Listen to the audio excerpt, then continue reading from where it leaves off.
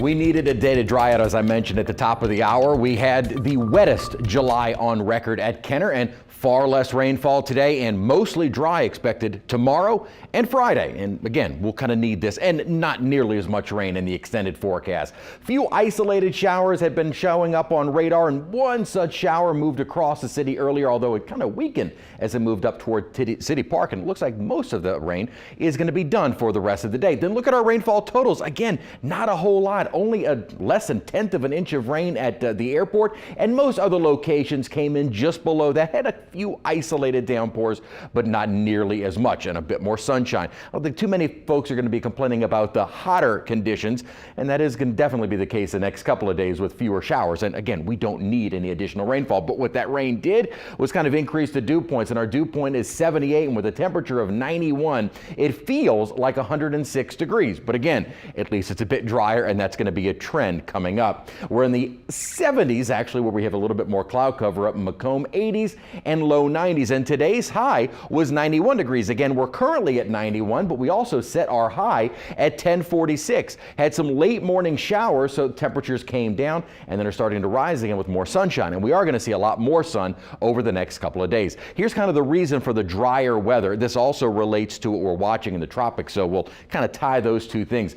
Big upper ridge extends from the Atlantic across the Gulf of Mexico into the central United States, and that is going to intensify and build more northward. This is going to create for dry and warmer temperatures as we head into the next couple of days. Then for the weekend, an upper trough is going to be deepening southward, and that's going to allow for a break in that ridge and a few isolated showers for Saturday and Sunday. But what that upper trough is also going to help to do is create the break in the ridge, which will allow what will likely become Isaias, again, not a named storm yet, to begin that trek toward the north. And where exactly it makes that turn northward is still very much a large question. This is based on the Euro, and the Euro takes it over the Bahamas and eventually along the east coast of Florida. Here's what's going on with the storm right now. It is still not a named storm because the hurricane hunters have not been able to find a closed circulation. Certainly a broad circulation associated. Thunderstorm development, strong winds. In fact, winds right now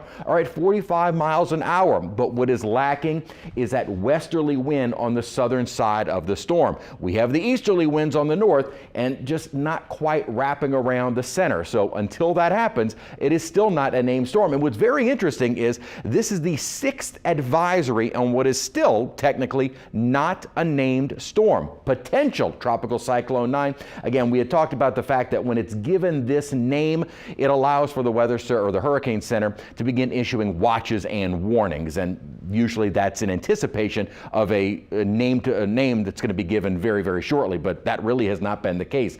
Thunderstorm development had looked a little bit healthier around what is kind of being designated as a center, but even that has started to weaken a bit. Hostile environment somewhat, especially on the southern side, and that forward motion at 23 miles an hour is almost preventing Isaias from getting organized right now, which is why it is still not a named storm.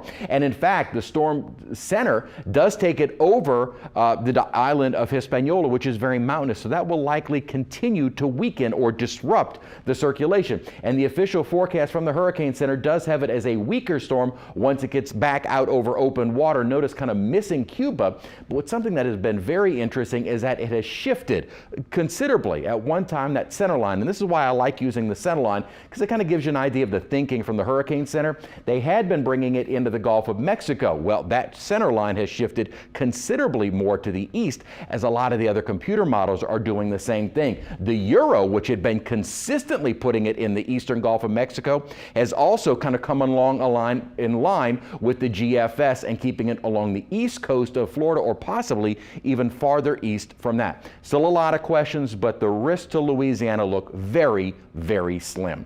Any rain that we have around will be coming to an end by this evening. Tonight, overnight lows into the 70s. Tomorrow, more sunshine, so a hotter day at a high of around 94 degrees. 7-day forecast, mostly dry again on Friday, and again, we'll need it. Only a few spotty showers with a weak front in that upper trough for the weekend, and then just some spotty rain as we continue on into next week.